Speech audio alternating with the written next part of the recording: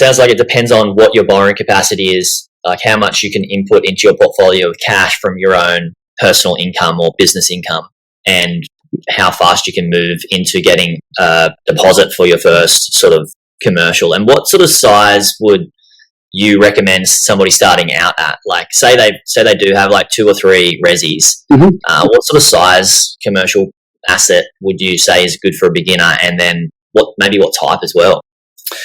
Normally people starting out, I generally encourage industrial, just because it's a bit easy to get your head around the numbers, because you can look at like all the ones in the complex, what they sold for per square metre, what they rent for per square metre, how long they went vacant for. There's like a lot of like for likes, where something like a retail, you buy like, I don't know, a hairdresser and a little strip of 10 shops. If there hasn't been a vacancy there for a few years, you're completely guessing what the vacancy rate is. So I'd probably say industrial, because it's a bit more kind of knowledge around what you're actually buying. Anywhere from about 500k, you start getting some good quality assets. We bought a couple of weeks ago 180 grand warehouse in Brisbane, so you can go that low level.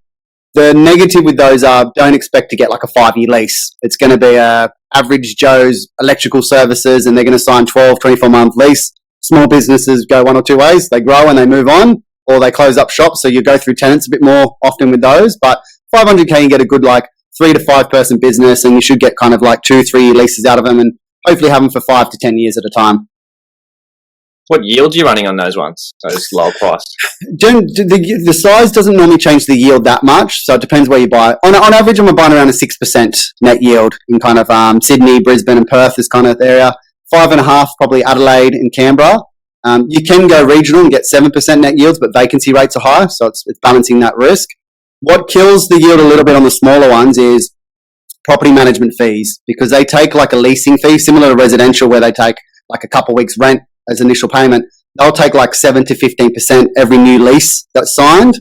So if you're getting a new tenant every 3 or 4 years, taking 15% of that off erodes the yield quite a lot. So even though it might be a 6 and you're cycling through the tenants, it might end up being like a 5.2, 5.3. So that's probably the negative of the small ones. However, you can make an argument going out and buying 3 small ones, different locations, different tenants, different asset classes, is a lower risk strategy as well. Yeah, diversification's good.